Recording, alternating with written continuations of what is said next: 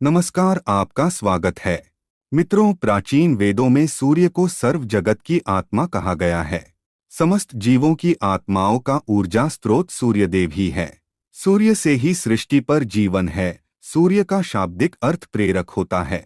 यह सर्व प्रकाशक, सर्व प्रवर्तक होने से सर्व कल्याणकारी है। यजुर्वेद में कहा गया है, चक्षु सूर्यो जायत, अर्थात सूर्य भगवान का नेत्र है। इसीलिए साक्षात भगवान सूर्य की किरणों के माध्यम से समस्त संसार का संचालन करते हैं। मनुष्य को सूर्य भगवान को जल देकर उनका आभार प्रकट करना चाहिए। यदि नित्य सूर्य को जल देना संभव नहीं है तो व्यक्ति को रविवार के दिन सूर्य देव को जल अवश्य ही देना चाहिए। इससे मनुष्य को सूर्य देव की कृपा प्राप्त होती है। मित्रों, सूर्य इस संपूर्ण सृष्टि के प्रत्येक जीव का आधार हैं। सूर्य देवता के बिना तो जीवन की कल्पना भी नहीं की जा सकती है। परम तेजस्वी सूर्य देवता की उपासना करने की परंपरा अत्यंत प्राचीन काल से चली आ रही है। सूर्य देवता की पूजा के साथ ही उन्हें अर्घ्य देने का भी प्रचलन है। सूर्य देवता को अर्घ्य देने से मनुष्य के जीवन में कई सकारात्मक और चमत्कारी बदलाव होते हैं। भगवान श्री राम से लेकर भगवान श्री कृष्ण भी सूर्य देव को अर्घ्य दिया करते थे। भगवान श्री कृष्ण ने सूर्यदेव की महत्ता का वर्णन कई बार किया है। रोज सूर्य देव को जल चढ़ाना एक ऐसा नियम है जो आपकी जिंदगी में बहुत बड़ा बदलाव ला सकता है। सूर्य की शक्ति इतनी अलौकिक है कि इसके बिना ये पूरी धरती तहस नहस हो सकती है।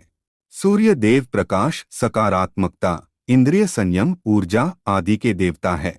अगर आप जीवन में निराश और हताश महसूस कर रहे हैं, आपका मन आपके वश में नहीं है, आपका स्वभाव अत्यंत क्रोधी है, आप अपने काम भाव पर नियंत्रण नहीं कर पा रहे हैं, शरीर में बेचैनी महसूस होती है और आपका मन नकारात्मक विचारों से भरा हुआ है, तो आप सूर्य देव की उपासना अवश्य करें। सूर्य देव को मात्र जल चढ़ाने से आपके सभी संकट दूर हो सकते हैं। संसार की हर परेशानी का हल सूर्य देव के पास ही है। आपकी हर समस्या का समाधान सूर्य को जल अर्पण करने से ही प्राप्त हो सकता है। सूर्य देवता की उपासना करने से आत्मा की शुद्धि होती है और मनोबल बढ़ता है। सूर्योदय के समय सूर्य की किरणों से वातावरण पवित्र और सकारात्मक बन जाता है। यदि प्रतिदिन आप सुबह स्नान करके सूर्य देवता को मंत्रों का उच्चारण करते हुए जल चढ़ाते हैं तो इसके आपको कई फायदे होंगे। कुछ ही समय में आप खुद इसका प्रभाव महसूस करेंगे कि सूर्य देव की कृपा से आपका जीवन कितना बेहतर हो गया है। आप पाप, रोग, भय आदि दोषों से मुक्त हो जाएंगे और आपका जीवन खुशियों से भर जाएगा। आपका शरीर स्फूर्तियुक्त, रोगों से मुक्त हो जाएगा और आप प्रत्येक कार्य को उत्साह से कर पाएंगे।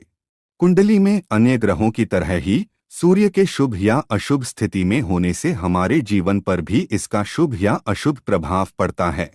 कुंडली में सूर्य यदि शुभ स्थिति में होता है तो हमें समाज में भरपूर मान सम्मान, यश और प्रसिद्धि मिलती है।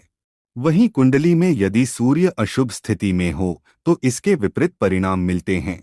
इसलिए कुंडली में यदि सूर्य की स्थिति मजबूत करनी है तो ज्योतिष शास्त्र में कुछ ऐसी चीजों के बारे में बताया है जिन्हें पानी में डालकर सूर्य देव को अर्घ्य देने से शुभ परिणाम प्राप्त होते हैं। किंतु मित्रों, कई मनुष्य सूर्य को जल देते समय बहुत सी गलतियां कर बैठते हैं। सूर्य को जल देते समय महत्वपूर्ण नियमों का पालन नहीं करते हैं। गलत तरीके से अर्घ्य देकर सूर्यदेव का अपमान नहीं करना चाहिए, अन्यथा मनुष्य को कई कष्टों का सामना करना पड़ सकता है।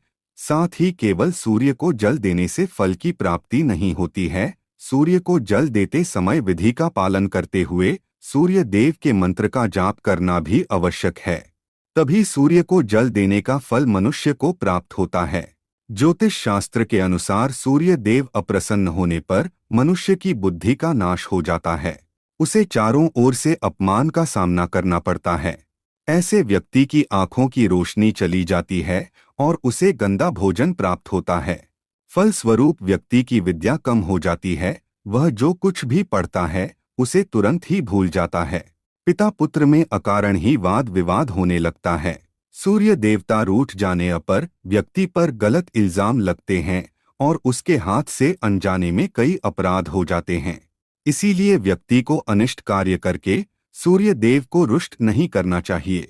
इस प्रकार से सूर्य देव का हमारे जीवन में सबसे अधिक महत्व है। यदि आप अपनी मनोकामनाओं की पूर्ति करना चाहते हैं तो सूर्य देव की उपासना अवश्य करें। आइए जान लेते हैं सूर्य को अर्घ्य देने के वह महत्वपूर्ण नियम कौन से हैं।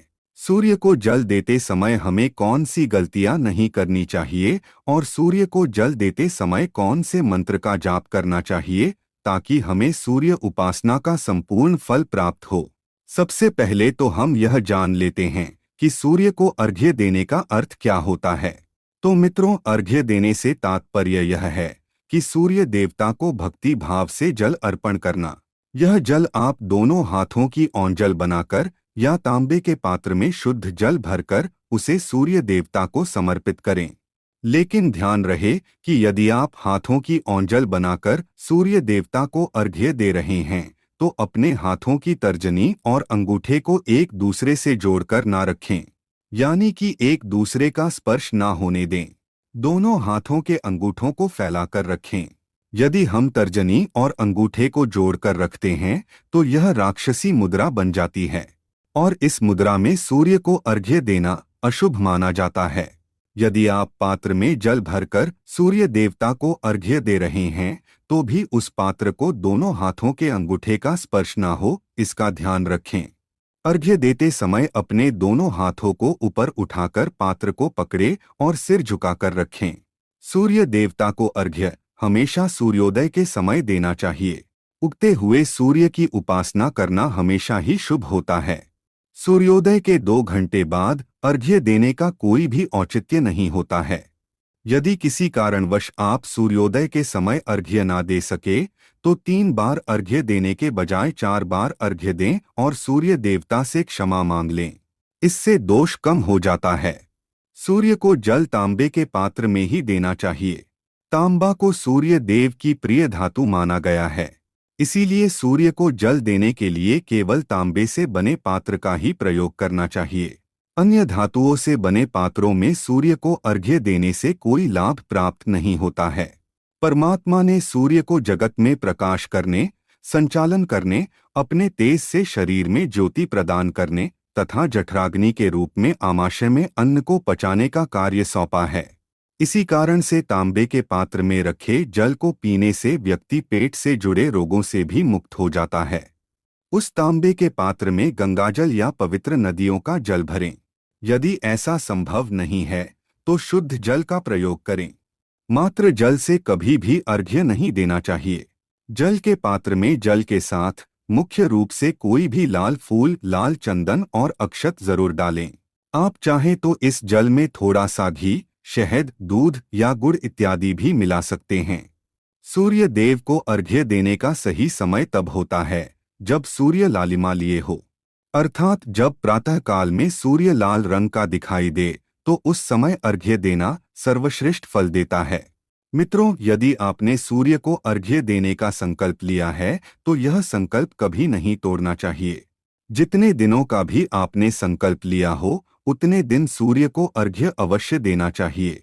यदि आप संकल्प को पूरा नहीं कर सकते तो ऐसा संकल्प नहीं करना चाहिए, इससे सूर्यदेव रुष्ट हो जाते हैं।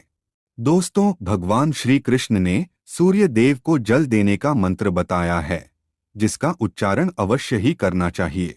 वह मंत्र इस प्रकार है: ओम खगोलकाय नमः। इसके अलावा आप ओम घृणी सूर्याय नमः इस मंत्र का जाप भी कर सकते हैं। इस मंत्र का उच्चारण करके सूर्य को जल देने से दरिद्रता का अंत होता है और व्यक्ति को सुख समृद्धि की प्राप्ति होती है। दोस्तों, सूर्य देव की महिमा अपरंपार है और प्रतिदिन ही हमें उनका आभार मानना चाहिए। परंतु ज्योतिष शास्त्र में मुख्य रूप से रविवार का दिन सूर्य देवता का दिन माना जाता है। इसलिए अपनी कुंडली से सूर्य दोष को दूर करने के लिए आपको रविवार के दिन विशेष रूप से सूर्य देवता का उपवास रखना चाहिए और सूर्य से संबंधित वस्तुओं का दान करना चाहिए। सूर्य देव से संबंधित वस्तुएं हैं तांबा, गेहूं, गुड़, चंदन तथा पीले रंग के वस्त्र आदि। इन वस्तुओं का रविवार के दिन दान करने से व्यक्ति के सभी दुखों का अंत होता है।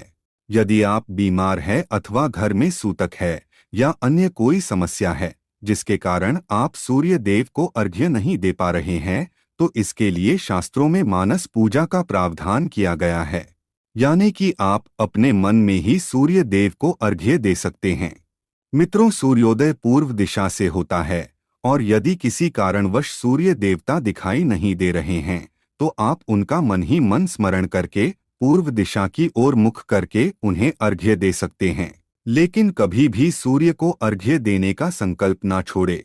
तो दोस्तों, इस प्रकार से आप भी सूर्य देव को अर्घ्य देकर सूर्य देव की कृपा प्राप्त करें। उम्मीद है आपको यह जानकारी अच्छी लगी होगी। वीडियो को लाइक जरूर करें, कमेंट में जय सूर्य देव अवश्य लिखें, साथ ही चैनल को सब्सक्राइब करना न भूलें। आप सभी का धन्यवाद।